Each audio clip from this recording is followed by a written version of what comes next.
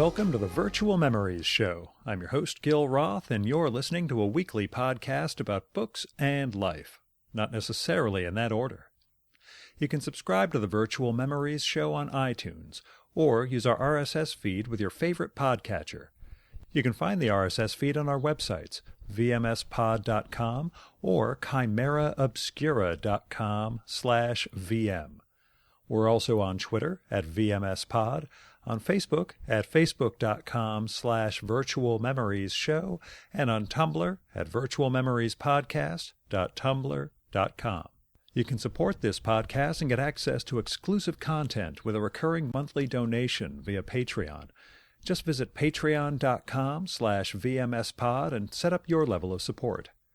Every week you'll get new material from our patron-only blog, and you'll get to listen to my monthly bonus podcast, Fear of a Square Planet, which features extra material from our guests and is only available to supporters of the show. So visit patreon.com/vmspod and patronize me. I just finished yesterday my San Francisco to Washington to Annapolis trek. I get 36 hours at home before I head back down to Maryland at 4 a.m. on Tuesday for more FDA talks. It was tiring, entertaining. Had a good time at San Francisco getting a bunch of interviews in, as well as 2 big days of a trade show. Moderated a good panel while I was there. Flew to D.C., on a red-eye Wednesday into Thursday morning. Managed to actually get an hour or 2 of sleep on the plane, which was amazing. And then gave a congressional briefing, which also went really well, I think. And from there, I went on to Annapolis, where I spent about 3.5 days talking about Anna Karenina with a bunch of other graduates of St. John's College. I went there for my master's, not my undergrad. But I believe St. John's was really the most important stretch of my life in terms of making me who I am, which you could say they can either take credit or blame for, however you want to put it. Now, in addition to the 3 shows that I did while I was in San Francisco, I also got to interview St. John's outgoing president, Chris Nelson. And Chris is going to retire next June. He's been there 26 years, started a year or 2 before I began in the Graduate Institute. And it was a really good conversation. We'd never really talked. He'd say hello during these alumni events and things like that, but we never had a one-on-one, and I got to learn a lot about him in that conversation. That's going to come up in a couple of weeks, maybe next week. I'm not sure yet, but it's neat to talk to somebody who graduated the program, administered the college for decades, and to try to understand what the books were that kind of made him what he was and what he plans to do with his life after. Now, Great Books at St. John's starts with Homer and incorporates a lot of work from the ancient Greeks. To a lesser extent, the Romans. That's a point of contention among some of the tutors at St. John's. But so it's kind of a happy coincidence that having just spent 4 days in Annapolis, kind of steeped in that world, I get to put out a podcast with Glynnis Fawkes, a cartoonist, archaeologist who ties into a lot of the threads of the Great Books program. Now, I met Glynnis a few years ago at the MoCA Cartooning Festival in New York City, and was kind of interested in the ancient Greek themes in her comics. That's what drew me to them when I saw her table. We kept talking about getting together to record a show. She was going to be part of the live one that I did with her friends Jennifer Hayden and Summer Pierre last fall, but family obligations kept her from attending that one. So we finally got the opportunity during the Toronto Comic Arts Festival in May. And this is the last of the TCAF 2016 shows that I did. At this past MoCA, a few weeks before TCAF, Glynnis won the Society of Illustrators MoCA Arts Festival Award for Excellence for her book in progress, Ale Ego. I enjoyed that book a lot, or that chapter of her bigger book a lot. I can't wait for her to complete the whole shebang, because she manages to intertwine her personal experience, and we'll get into what that is biographically, with this understanding of antiquity and the creation of art and their role in the modern world in a pretty lovely way. Here's Glynnis's bio. Glynnis Fawkes is a cartoonist, painter, and archaeological illustrator. Her current project is a memoir about working as an illustrator on digs in Greece and the Middle East. She drew many of the pages for this book at a residency at La Maison des Auteurs in Angoulême, France, during the summer of 2015.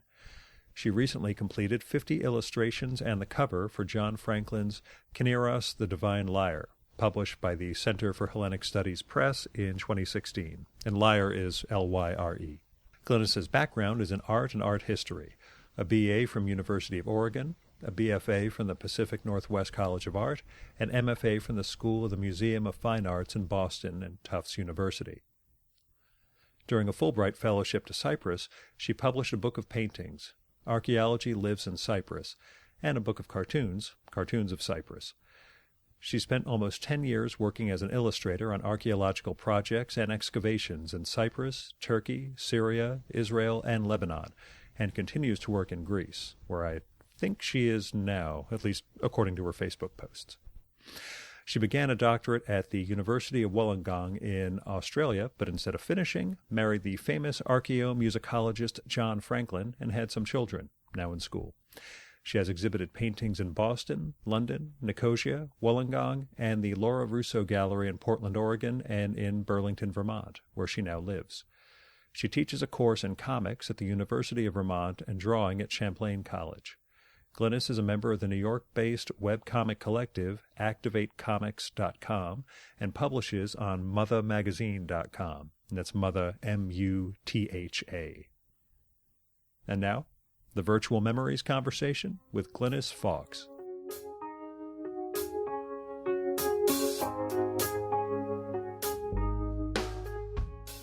Bring one because they're all over there. No, I grabbed one at I think I bought one from you at Mocha, yes. So it doesn't even have the little Mocha symbol. No, on it, I stuck that on.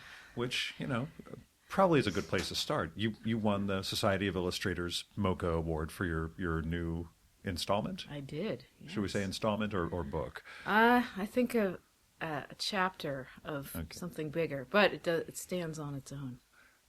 Start out. Tell us about it. Tell us about the new book, and then we'll start talking about your history and comics and archaeology and everything else, because I have a feeling it'll all feed back to that. Yeah. So this book, it's a story of a summer trip to Greece. I was in grad school, and so it's with the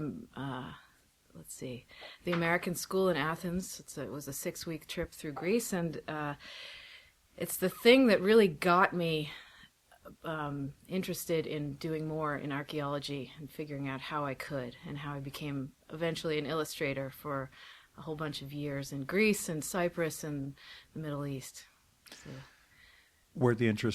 Let's start with the interest in archaeology and then go back to your interest in art and comics. Where did that really... That came first, really, when I was pretty little. I grew up in Portland, Oregon, not far from Powell's Books, so I spent any allowance money I had on books on hieroglyphics, and I did a lot of young drawings of creating civilizations or copying Egyptian art, and then later Greek art, which then looked to me like kind of Baroque compared to Egyptian. But I've always loved that from very little. I think it's not uncommon for people to have an Egyptian phase, and. Yeah, mine came with playing Dungeons and Dragons when I was a kid, yes, and the guy who did the illustrations in the Egyptian section of deities and demigods had a really comic book style, so they kind of grabbed me in a way that some of the other cultural chapters didn't work out. But. Well, I liked medieval things, and then I got into Maya and Aztec things, but it was really the Egyptian, and also a trip when I was 10 or 11 to the U.S. Southwest and seeing Anasazi ruins that made it all seem real.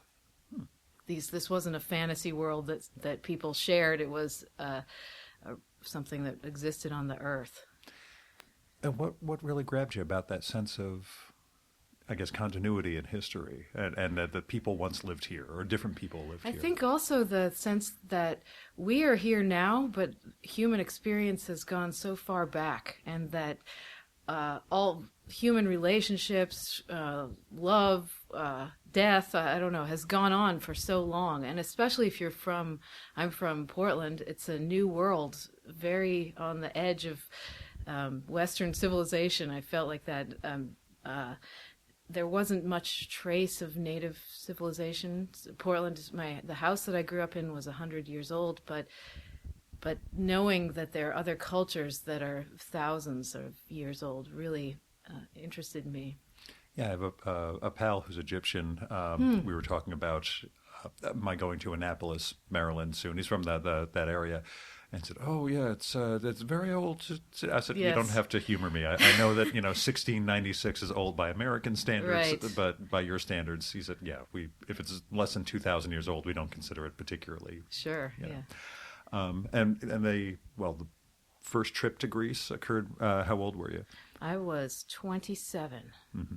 so relatively old. I had gone to Italy at age 20 for 2 semesters, and Russia as a teenager because I studied Russian for many years. Yeah, I did it for a semester or two, but that was my introduction to Cyrillic. I did and then 4 in high school and 2 in college, and was almost a major. And then you mentioned it in the comic occurring kind of accidentally, but what was your the funny alphabet. If they had Greek, it would have been Greek. Yeah, I met the Princess of Yugoslavia many years ago. Huh. We bonded over Princess Elizabeth. We bonded over the fact that I could actually transliterate Cyrillic from that brief time I had doing Russian. She apparently had this great, almost UFO-like theory about Saint Cyril and the alphabet and how it melds Greek and Hebrew and everything else. Yes, So, I believe it. yeah, that was one of the stranger episodes of my life, but it's fun having those. So, Oh yeah. So tell me about art then. How did the interest in the mythology and the hieroglyphics and everything start moving into an interest in art overall? Well, I've also always been interested in that, and so when I went to college at University of Oregon, I thought I might be an art major, but I had been used to taking classes at Pacific Northwest College of Art in Portland, where my dad was a professor. And what did he teach? Painting, Okay. art, yeah. And so I was, because it was a bigger university, I was drawn to the languages. So after that, it was Italian and then Greek, ancient Greek. But I found the honors college and found classes in classics. And so I switched my focus to classical civilization. I was too late to be a classics major, but I would have if I had known earlier. And so that drew me away from making art. But during that time, I always drew cartoons, and also, which led me to a honors thesis in Athenian archaic vase painting about satyrs and maenads. So the wild women and the horny satyrs who are always after them. And I thought that in writing this thesis, I would do cartoons to go with it because it seemed very similar to the kind of climate of partying that was happening at the university. Yeah. Yeah. Again, because some of those things never change. Yeah, exactly. Like, and mythology, it seemed like there were so many parallels in that I could force upon contemporary life. Yes. Was there a particular poem or Well, writer there from I then was. who pulled you over to the classic side? It was a professor who was really excellent, and she taught tragedy, comedy, and the epics. So a year. And she was amazing. And also Professor Jeff Hurwitz, who is still there, I think, who taught a class on the Acropolis and has written a book about Athens before the Acropolis. And so he kind of brought me down to earth because I was very naive and I wanted to make all these assertions without knowing about the social history of Athens at the time and the position of women, and I was just interested, but he said, you can't say this without a lot of research, and which was helpful. But in looking at so many Greek vases and redrawing them for myself, I feel like a lot of how I draw comes from Greek vases. Mm-hmm. And does that translate well into comics? Sure, I they're think you like do well with- they're ancient comics. They're a panel with characters and action, and often they have words which are hard to see, especially in reproduction. But they go along the top. Usually, they're naming the characters and not what they're saying. But often they'll say somebody's name, Kalos, somebody's beautiful, and an offering cup, and they're funny. Yeah. Yeah. Yeah, I think that's, even from my college years onwards, something that civilians don't necessarily get, that, classic does not mean dry. Yeah, and I boring. think They it's don't the opposite, actually. And especially having a husband now who's a classicist who teaches Greek lyric poetry, but also comedy. And I've learned from him the roots of ancient, of modern comedy really comes from not as much Aristophanes, but the later comedians like Plautus, like, how do you say that? Comic writers, writers of plays. Yeah, like the sitcoms, or also coming through Shakespeare to now. There's a plot structure that's very, and it's raw comedy. It's not and raunchy. You didn't have to worry about sponsors. Not Yeah. the same way, I guess. That well, they were sponsored, but Yeah. maybe that's what people wanted. Yeah, who's the audience for what you're doing in comics? That's a good question, and I think people who are interested in travel, these places. It's amazing. I've set up my books, like not this one yet, but books that I've redrawn myths, the Homeric hymns, at the Center for Hellenic Studies table. They're a Harvard organization that has been very kind to me. At the annual classics and archaeology conference, and they sell because these are classicists who say, "Oh, I love this myth," or I can use this in my classroom. So that was a goal. There's Homeric hymns. There's a few of them, and I've drawn 2, and I would like to make a book of them eventually. Now, we'll talk about what you won the award for. What's the book you're making now? Yes. What is it a component But of? I also want to say it's Sure, not sure. only classicists. I want this to be very far-reaching. Any interested in adventure, or I hope it's about me finding myself as an artist and as a person who's not going to go around with bad boyfriends. Find a inner strength to do the kind of art I want to do and live a good life. So I have wide visions here. So the big book is the memoir of... The big book, yeah. This book is the middle chapter of a memoir that starts in Boston at the museum school, and an interesting relationship I had there, falling for another fellow student, a painter. And this is the middle chapter, and then the next chapter will be a dramatic breakup, and then... I don't want to give away too much, but... Well, yeah. I've written it. I haven't put it in ink yet. Yeah. So it's definitely in flux. It'll be very clear that that's what'll happen. So I'm not giving away anything. But it also ties into your development as an artist. Yes, and and as so a person. I think the book... I have a grand idea for a next book that is... because after this experience, I spent 3.5 years on the island of Cyprus and had a Fulbright and published 2 books there, one of paintings and another of cartoons. And then from there, I taught for a semester in Lebanon, and then that was 2001. I was coming back on the plane to begin another semester on September 11th.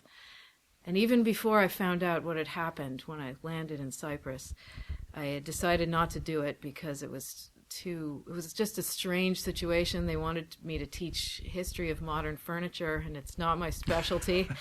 And so I just found one dig after the other. And so I worked for the Department of Antiquities in Cyprus and worked on a dig in Syria and several in Lebanon, different projects, and then in Greece at Knossos and Crete, and more on Cyprus. Yeah, talk a little about your work on the digs. What was your role, and So how did you train for it? My role, I trained for it by doing it, and also by I worked at Troy, which is a enormous, fancy dig run both by Germans and Americans and Turkish, and they flew me from Beirut to Athens to train to draw pottery in the Trojan way. And so people always ask, why do you draw these things? Why not just take a photo and have done with it?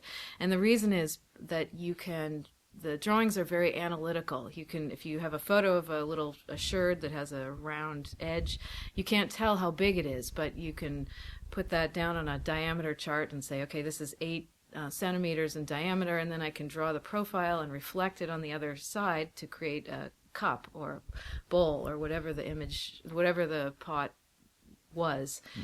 And then an archaeologist can say, oh, by the angle of this rim, the fabric, possibly decoration if there is any, this is from the third part of the late Bronze Age from the site of Knossos or Komos on Crete, and it falls in the pottery sequence like this because there is a very detailed analysis of all pottery across the Mediterranean where people have studied this and put them in contextual levels. So these analytical drawings help say, if this was found at this level on this site, then it must be comparable to this other level on this other site. So it's very useful for that. But it's also slightly boring to do this one piece of pottery after the other. Yeah, was there a degree of how analytical were you before starting this sort of job? Not especially, but it's measured to the millimeter. Yeah, and how much rigor did you have to develop in lot. Your work? I mean, yeah, and we would joke. There were projects where there were several illustrators, and we would joke about being able to identify your personal style, which you do not want. You want them to all look uniform because they're going in publications of just pages of these things. And is that tough to subsume?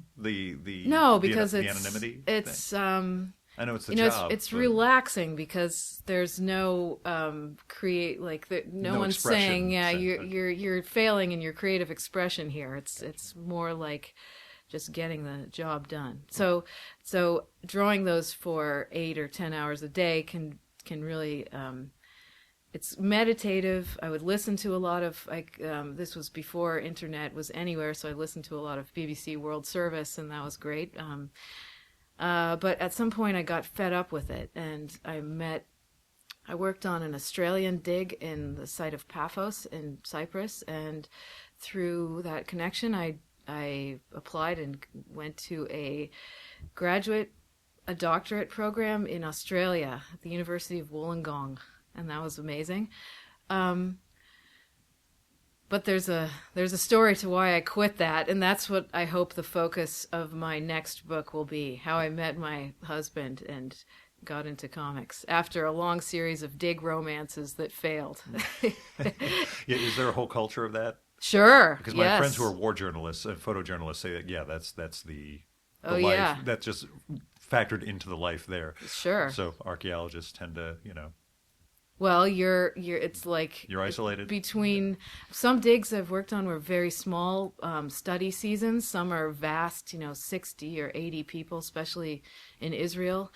And imagine all these young people living in very close quarters, and it's really hot, and they're really exhausted, and there's nothing else to do around but cause trouble with each other. So, which makes for good comics. It surely does. We'll find out. Yes. When you're digging at Troy. Yes. How accurate is Homer?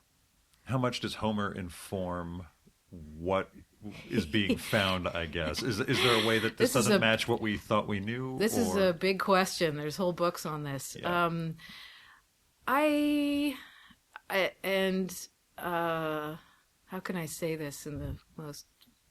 There is evidence for war around the walls of Troy. Mm-hmm. If anyone's listening to this, I can't remember which level it is. I think it's Troy 7. There's a whole stack of cities, or Troy 2 maybe. Don't hold me to this. I only worked there for 2 months. Oh, okay. Well, nobody talked about this. They were all, can you draw this in this way, and let's get this done faster.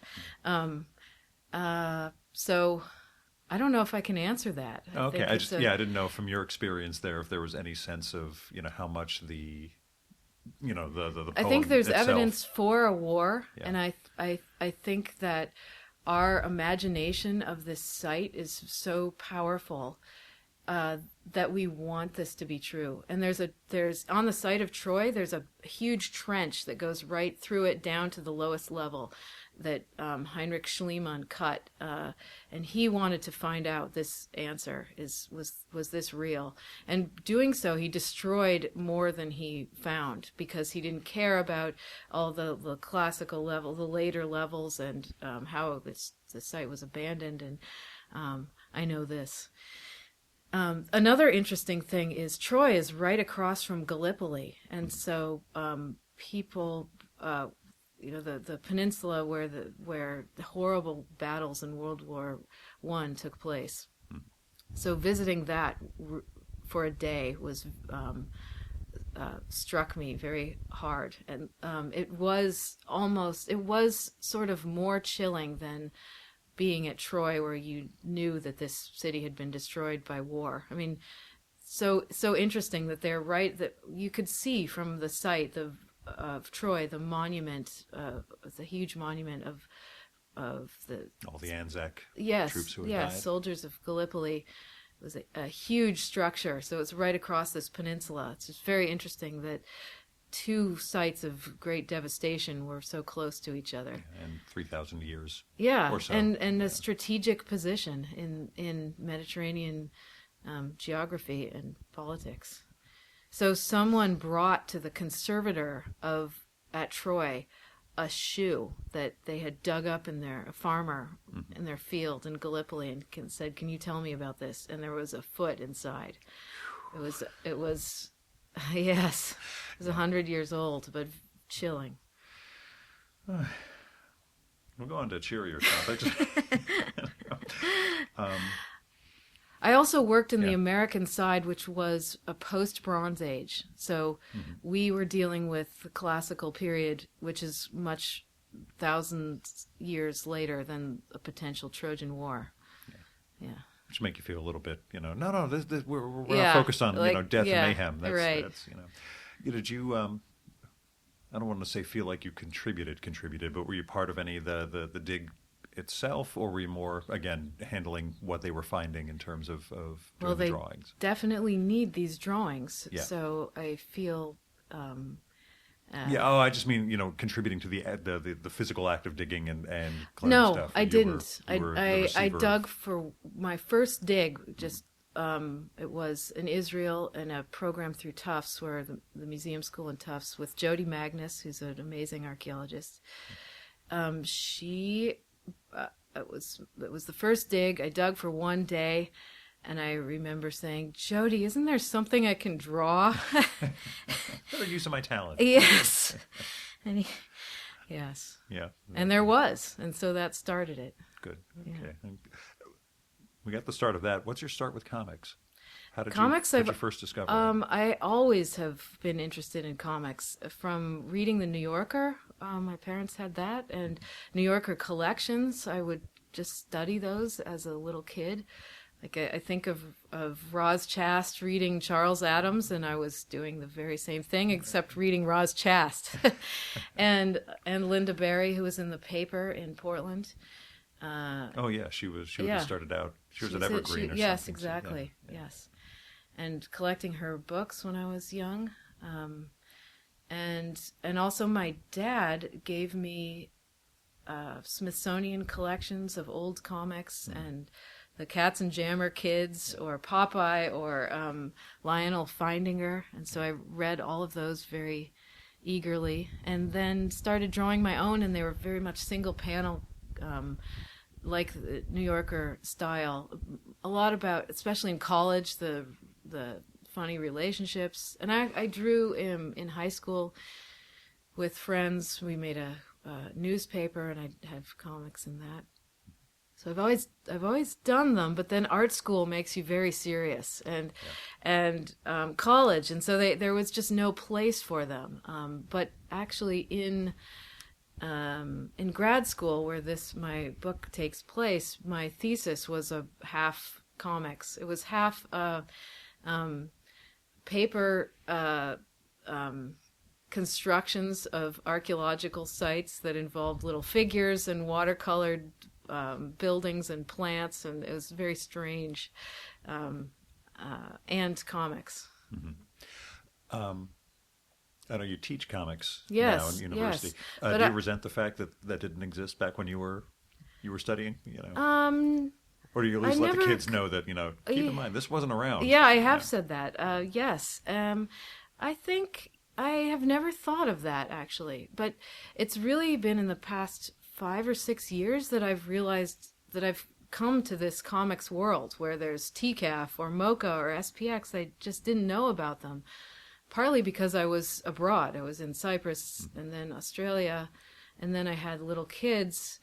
And so I wasn't aware of this world, and I came out sort of the haze of children and made some big paintings that were of classical sites, and I live in Burlington, Vermont, and they just seemed like there was no place for these. And also I'd work on them, and they're detailed, and I just thought, what is this for? And I want to tell stories, and I don't know how. And so then I was always drawing little vignettes of the kids say the darndest things, and damn it, they woke me up again. And so somehow these things came together, and through the internet I realized that there are other people doing and publishing, and I wanted to find this community, and it's been very amazing to go to the first time to SPX and start meeting people, and like you. I'm just a hanger-on. That's okay. But yeah. Did you discover any sort of local community? There is, Did it turn out that Burlington had something that was just, again, Burlington, you don't know where to look? Is James Kachalka lives there, and Alison Bechtel lives there. Oh, does she? She does. She lives outside of Burlington. I've seen her in the grocery store. And I had a student at UVM who worked for her as an intern, so I've met her that way too. And I don't hang out with Allison as much as we'd both like. Yeah. And there's younger cartoonists who live there who are graduates of the Center for Cartoon Studies, and so they've created a community there also. And what do you teach? I've taught comics at UVM, University of Vermont, for about 6 years. I currently teach at Champlain College. I'm teaching in the game art program, just drawing for game artists, which is a little bit foreign to my sensibility of the direction of game art, because I'm very much drawing with ink and pencil on paper. They're very digital, those students. Mm-hmm. My classes are solidly on paper. So I may move into the art area at Champlain. Mm-hmm. I may try comics at Champlain. I'm not sure yet. Yeah, what was your comics curriculum? What do you teach, or when you were teaching? I really based it off of James Sturm's from Center for Cartoon Studies. He met with me very kindly. When I started this class, I knew very little, and I thought, hey, this is a way to learn. That's what I always wonder about, what the teachers learn in the process. Yes, a lot, and what works and what doesn't work. And since talking with him about 5 years ago, Matt Madden and Jessica Abel's book came out, The Drawing Words, Writing Pictures, or maybe it was there. I used that every year. Ivan Brunetti's book, Cartooning, and Linda Berry's book, Syllabus. So I've evolved the class very much. What did you learn about comics, though, in the process? It's really drawing them that makes you learn. Yeah. I feel like I've learned I've learned very basic things like don't try and squeeze too many words. That I'm like the mechanical aspects of doing these. Yeah, very much mechanical aspects. Spreading it out, making space for images, simplifying drawing. Because coming from fine art, where I mean, it's semi uncool to.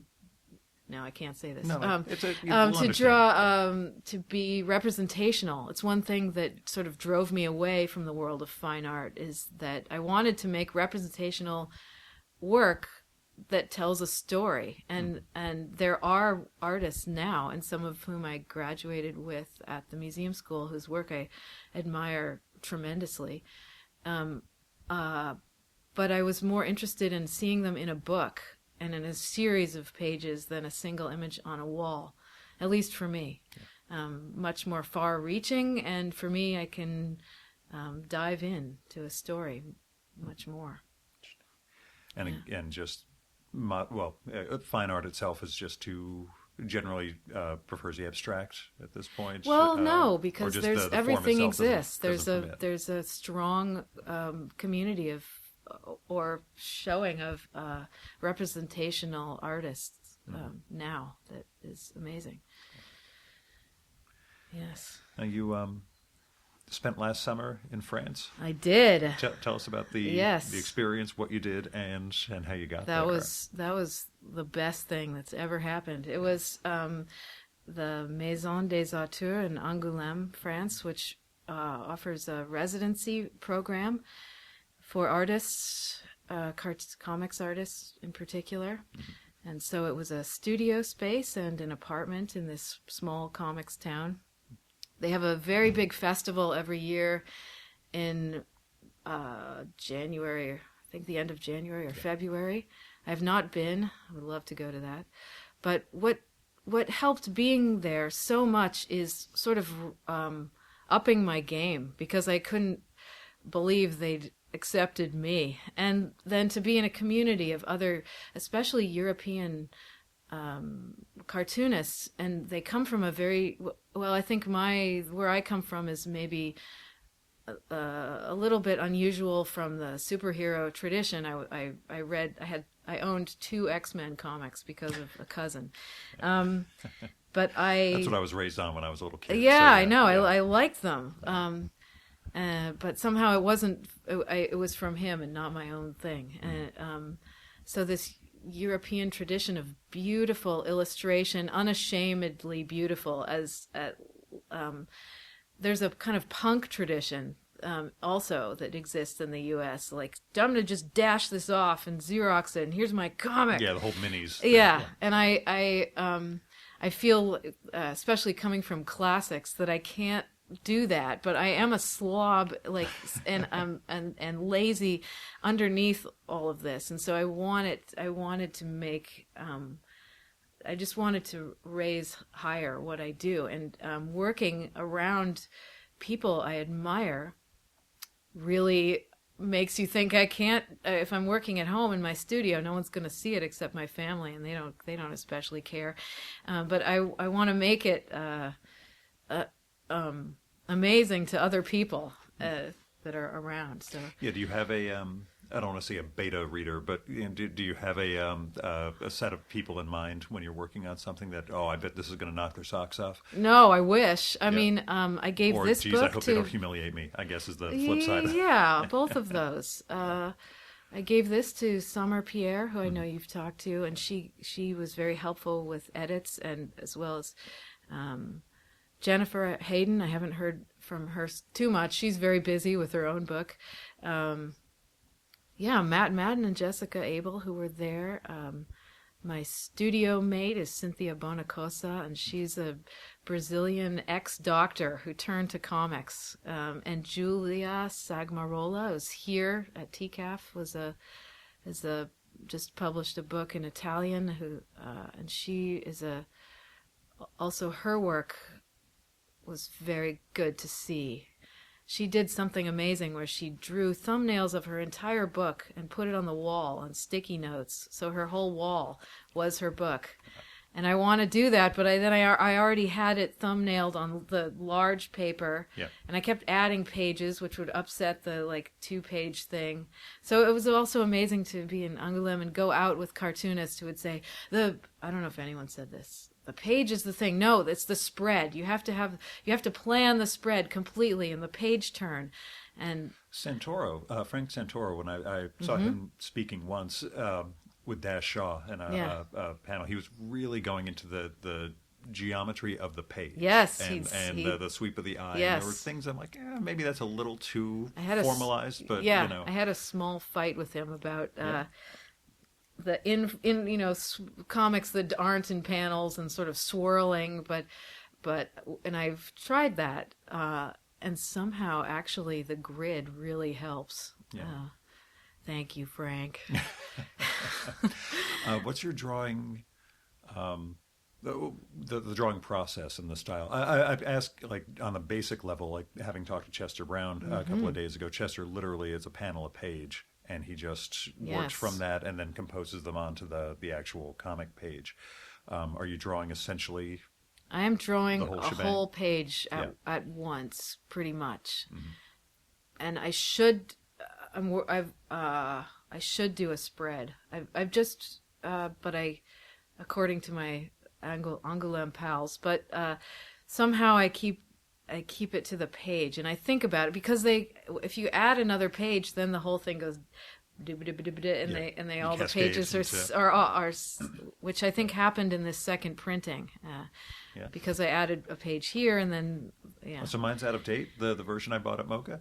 You can't read this. Oh, no, geez. It's fine. It's good. It's just fine. And Matt Madden showed me a technique that he lays out his whole book in InDesign before he draws a lot of it. McLeod. I saw him. Scott McLeod. I saw speaking at SPX before we did our recording, and 500 pages, and he's got it all broken out. Yes, I think I just. I did put it into InDesign before I had done a lot of the inking, but I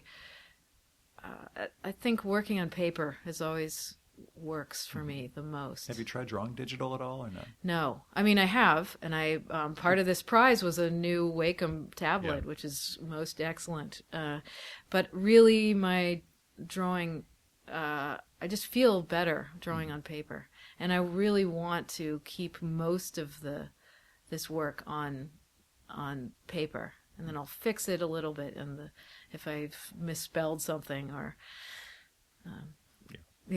Okay. Yeah, I just wonder. I'm completely agnostic because I don't make comics, so I just wonder what particular artists. I why know. You stick with one type or go with I've another. really gone back and forth. Well, not too much, but I think different people do it very differently. I mean, I think Ben Catchor, who I admire immensely, works completely digitally. Yeah. I don't know how he does it. Yeah, I was stunned when he told me that. Yeah, I just thought, you have that scratchy no! line. And, But he also believes that nobody has any interest in his original art.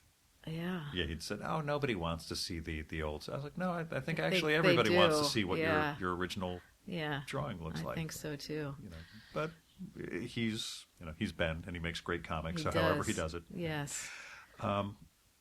You mentioned the coming out of the haze of raising kids and everything else, getting back into comics. Can you talk a little about balancing family and art, and then mining your family for art? Yes, it's. I think the cartoonist Jason Little, who's excellent, said on a panel at Mice last fall something that's really stayed with me, that before you have children, you and your partner are companions in the creative world, against the world. You're together. And my husband is a classicist, but he's also a musician, and he makes music, and he wants to do that. And we got together talking about making ancient music videos, which would be his music, my animations. We haven't done it yet because we had the kids and he got a job, and then, as Jason says, when the kids come, you're enemies against each other, struggling for time. Yeah. And that's really been the case. Somehow we've survived this far. My kids are 9 and 11, and have their own interests, definitely. But it's a struggle every day, because in Angoulême I was there for about 3 weeks, and then the family came, and I felt sort of mad because I was working before, 10 hours a day and very, very happy in the studio, and missing them at night. I would come home to an empty apartment, and where are my people?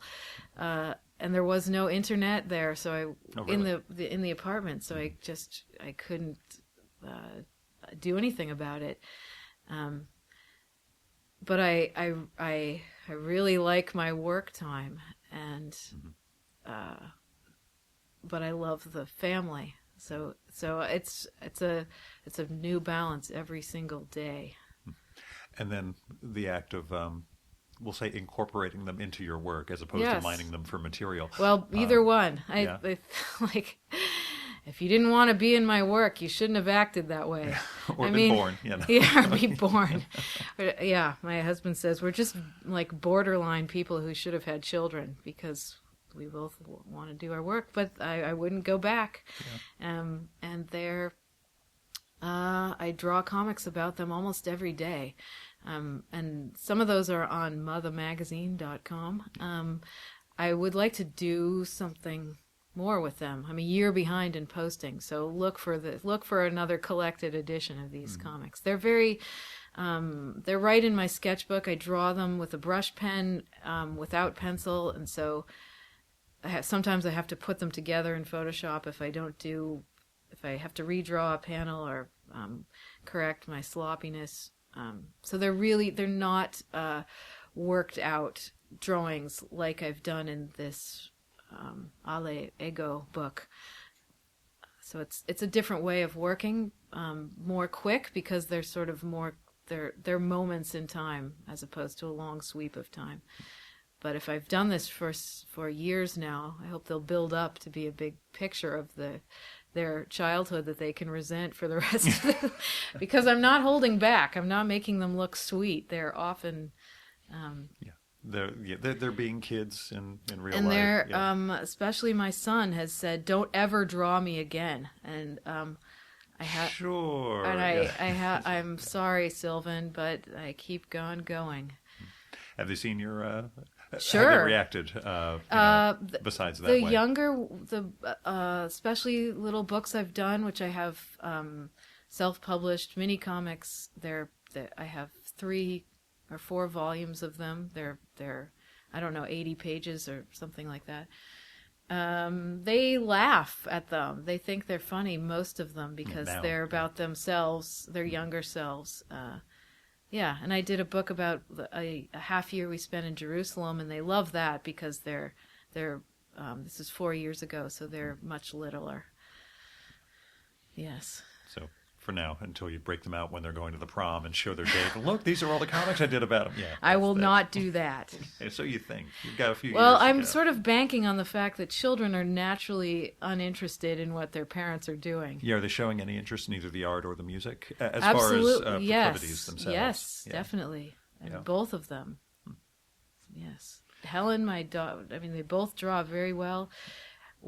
There was one evening in Angoulême when we were at a bar, and Helen was there with her sketchbook, and she had just drawn a page of faces, and a lot of them were conglomerate cartoon characters, Little Lulu and Peanuts and Bone and Moomins, and she's drawn them so much that she can move like traits of them around. Wow. And Nancy, and I showed it to one of this room full of European cartoonists, and they were saying, "Oh my God, I'm going to quit now. Look at this. She's only 8."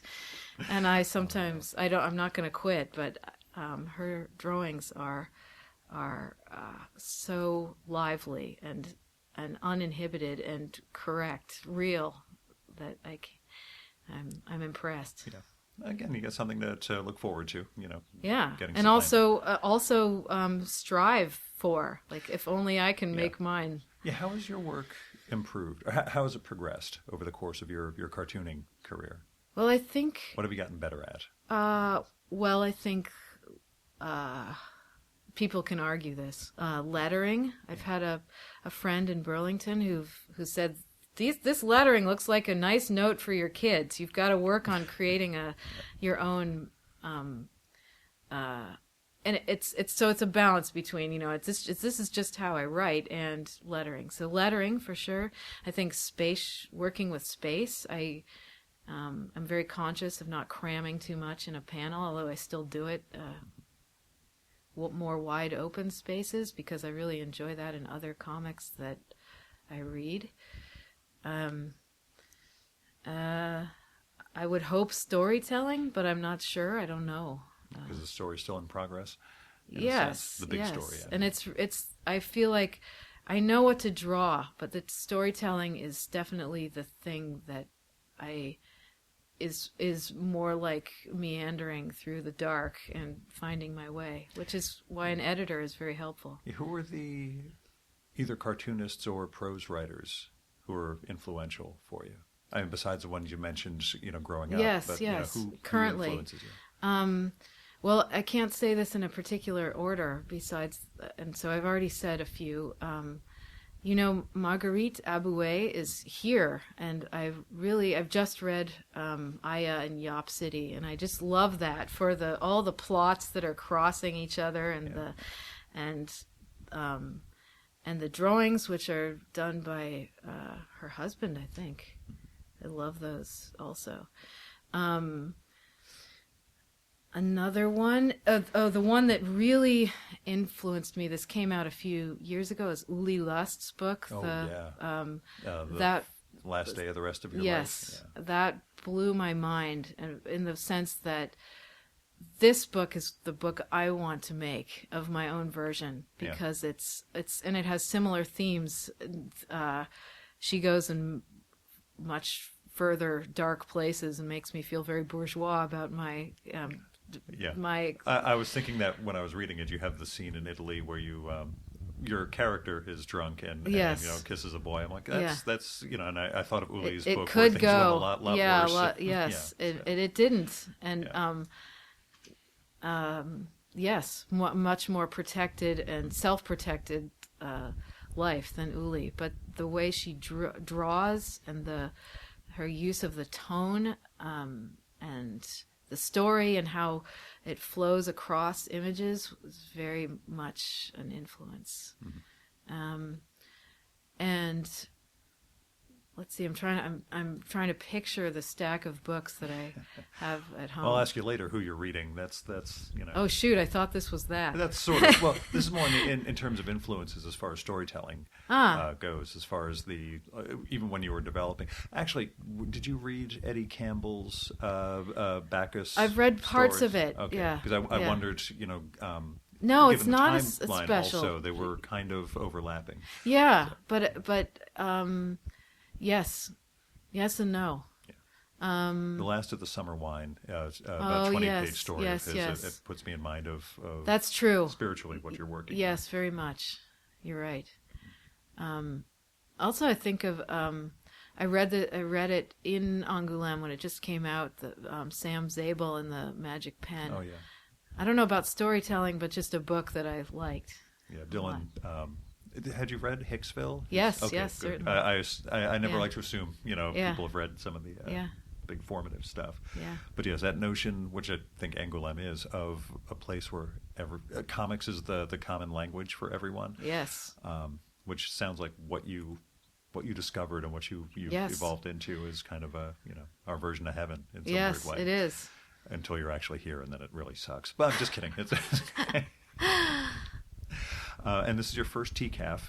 How's the experience so far? It's great. Yeah, it is. It was very crowded yesterday, but not on the third floor, which was nice. Yeah. Well, you still got to see people and talk books true. and comics.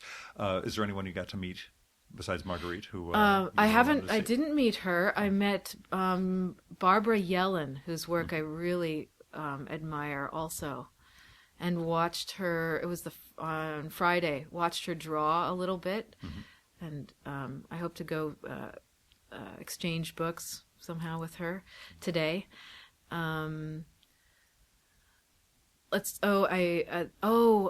Michel Rabliati. His, if that's how you say it, his.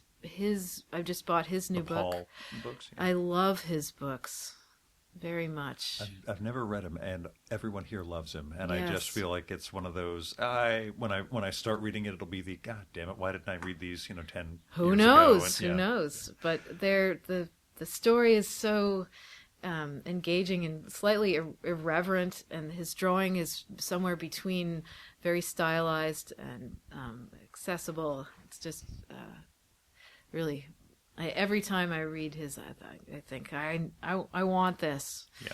Yeah. And I think one of the great things about this culture is that sense of upping your game, like Yes, you talked about. it When you is. start to see people and think and believe that you can actually do that. Yes. That it's not simply oh my God, I can never get this good, but that it gives you something to strive for. It does. And Yeah.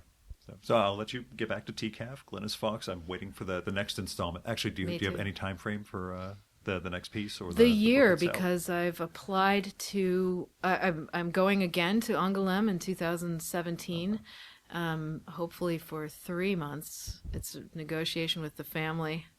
Yeah. And John's goodwill. It's too long to be apart from the family, but I proposed with a different book, so thinking that I would in this year finish this book and then be able to begin on my book about working in Cyprus and Greece and the Middle East in one dig after the other, and romance and how I met John, and etc. I look forward to it. Me too. Glynnis Fawkes, thanks so much for coming on the Virtual Memories Show. Thank you so much.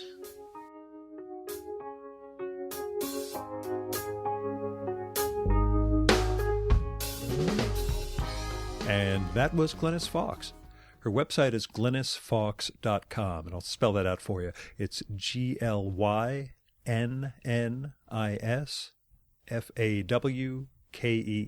So Glynnis has 2 N's in it.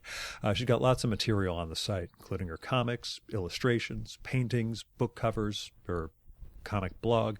You can also find her on Twitter at Glynnis Fawkes, which is spelled the same way, 2 N's. After the main conversation, I asked Glynnis, so, who are you reading?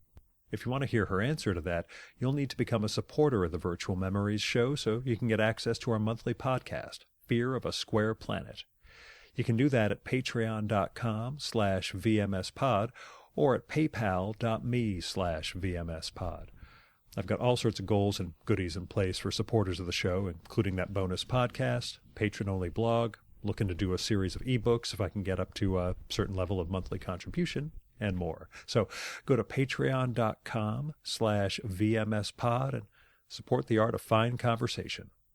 And if you don't like Patreon, just go to paypal.me/VMSpod and make a donation that way. And if you do, you'll get access to the same material through fearofasquareplanet.com. A special thanks go out to Paul W. Jones, Michael Janazik, Fred Kish, Jonathan Kranz, Andrew Mason, and Zach Martin, as well as new patron Greg Tanner for going over and above in their support of the Virtual Memories Show. We've got the full list of show supporters at chimeraobscura.com/VM. This episode was recorded at the Marriott Bloor Yorkville in Toronto during the Toronto Comic Arts Festival 2016. It was a fun weekend, but it cost some money. So if you want to help defray some of my costs, visit patreon.com/VMSpod or paypal.me/VMSpod. Our music for this episode is Nothing's Gonna Bring Me Down by David Bayerwald, used with permission from the artist. David's got a reunion project going with his great 80s band, David and David, who did the wonderful album Boomtown. You can find out more and support that at facebook.com/DavidandDavidMusic. And that's it for this week's Virtual Memories Show. Thank you so much for listening.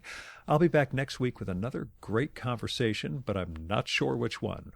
And I am not being vague because I don't have a show recorded. You know I'm honest when I don't have a show ready for the following week. In this case, I have 4 really good new conversations done, but I don't know which one I want to share with you next week, so you'll have to come back and find out.